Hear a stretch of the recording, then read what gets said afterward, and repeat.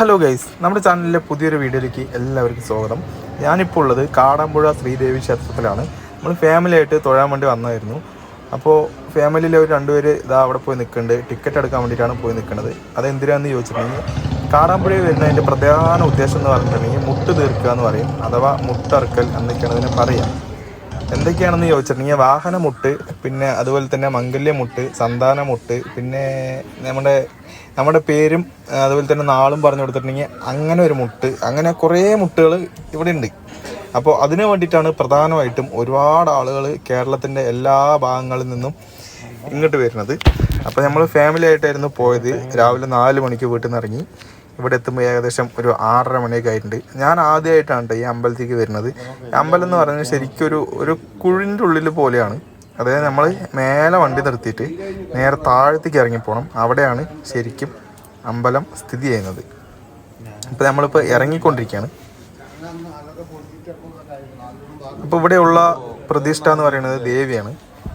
അപ്പോൾ നമ്മൾ അമ്പലത്തേക്ക് ഇറങ്ങുന്ന സമയത്ത് ഇതാ ഇവിടെ കുറച്ച് കുഴപ്പമില്ലാത്ത രീതിയിൽ നല്ല ഭംഗി കൂട്ടാൻ വേണ്ടിയിട്ട് ഇവിടെ അലങ്കരിച്ച് വെച്ചിട്ടൊക്കെ ഉണ്ട്. കുറേ സ്റ്റെപ്പുകൾ അങ്ങനെ ഇറങ്ങി പോയാലേ നമുക്ക് അവിടെ താഴത്ത് നമുക്ക് ദർശനം മേടിക്കാനായിട്ട് നമുക്ക് താഴത്തേക്ക് പോകാൻ പറ്റുള്ളൂ. അങ്ങനെ നമ്മൾ അമ്പലത്തിൻ്റെ ഫ്രണ്ടിൽ തന്നെ എത്തിയിട്ടുണ്ട്. ഇന്നത്തെ അവിടുന്ന് കുറച്ചും കൂടി ഇറങ്ങിയെങ്കിൽ താഴെ നമുക്ക് കാല് കഴുകാനുള്ള സൗകര്യമൊക്കെ ഉണ്ട്. അതൊക്കെ ചെയ്തിട്ട് നമുക്ക് നേരെ അമ്പലത്തിൻ്റെ ഉള്ളിലേക്ക് പ്രവേശിക്കാം. അപ്പോൾ ഇതാണ് കാടാമ്പുഴ ശ്രീദേവി ക്ഷേത്രം. ഞാൻ ആദ്യമായിട്ടാണ് ഇവിടേക്ക് വരുന്നത്. അങ്ങനെ നമ്മൾ മുട്ടെല്ലാം തീർത്ത് കഴിഞ്ഞതിന് ശേഷം ഒരുപാട് മുട്ടുകൾ നമ്മുടെ കൂടെ വന്നവർക്കൊക്കെ ഉണ്ടായിരുന്നു. അപ്പോൾ എല്ലാവരുടെയും എല്ലാം കഴിഞ്ഞതിന് ശേഷം നമ്മൾ നേരെ വന്നിരിക്കുന്നത് അമ്പലക്കുളത്തിലാണ്.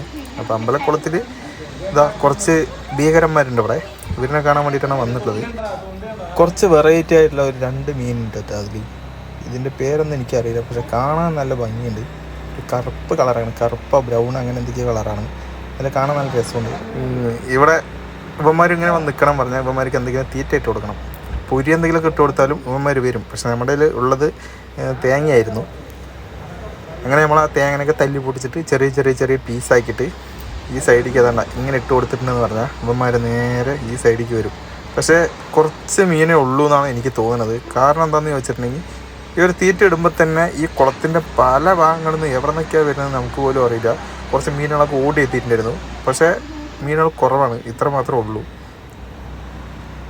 2 ആളാണ് വലുതുള്ളത്. 2 ആളല്ല, ഒരു 3 പേരുണ്ട്. ഇതാ ഇപ്പോൾ ഇവിടെ 2 പേരുണ്ട്. പക്ഷേ അതിൻ്റെ സൈഡൊക്കെ എവിടെയൊക്കെ ചുറ്റിപ്പറ്റിയിട്ട് ഇതുപോലുള്ള ഒരുത്തിനും കൂടി എവിടേക്ക് കറങ്ങി നടക്കുന്നുണ്ട് കേട്ടോ. ഇതിൻ്റെ പേരെന്താണെന്ന് ഞങ്ങൾ കുറേ നേരം ആലോചിച്ച് നിന്നിട്ട് ഞങ്ങൾക്ക് കിട്ടിയിട്ടില്ല. അങ്ങനെ ഒരു മീൻ ഞാൻ ആദ്യമായിട്ടാണ് കാണുന്നത്. പിന്നെ സൈഡിൽ കൂടെയുള്ള ആ ചെറിയ മീനുകളൊക്കെ നമ്മുടെ കുളത്തിലും അതുപോലെ തന്നെ തോട്ടിലും പുഴയിലൊക്കെ ഉള്ള അങ്ങനത്തെ മീനുകളാണ്. പക്ഷേ ഇവന്മാർ 2 പേര്, ഇതിൻ്റെ പേര് മാത്രം അറിയില്ല. ഇതൊരു വെറൈറ്റി മീനാണെന്നാണ് എനിക്ക് തോന്നുന്നത്. എന്തായാലും കൊടുക്കണ തേങ്ങയൊന്നും അവർ ബാക്കി വയ്ക്കണില്ല. അങ്ങനെ വന്നുകൊണ്ട് പിന്നെ റാഞ്ചി എടുത്തിട്ട് പോവാണ്. നല്ല രസമുണ്ടായിരുന്നു ഇങ്ങനെ കണ്ടു നിൽക്കാൻ വേണ്ടിയിട്ട്. ഇതാ അവന്മാർ പിന്നെ ഇങ്ങനെ വന്നിട്ട് സൈഡ് ഉണ്ടാന്ന് നോക്കണം. ഇതാ അപ്പോഴേക്കും നമ്മുടെ കൂട്ടുകാരനാണ് തേങ്ങ തിന്നാനിട്ട് കൊടുക്കണ ആൾ. ചെറിയൊരു കുളം ഉണ്ടാവും, ഒരുപാട് വലിയ കുളമൊന്നുമില്ല. പിന്നെ ഇവിടെ പണി നടന്നുകൊണ്ടിരിക്കുകയാണ്. എന്തായാലും കാടാമ്പുഴയിൽ വന്നിട്ട് ഈ ഒരു കുളവും കൂടി കണ്ടില്ല എന്ന് വേണ്ട.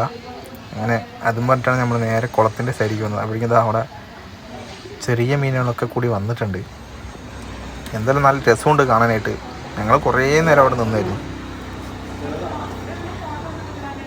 അങ്ങനെ അതും കണ്ടു കഴിഞ്ഞ് ഇനി നേരെ നമ്മൾ അമ്പലത്തിൻ്റെ പുറത്തെത്തിയിട്ടുണ്ട്.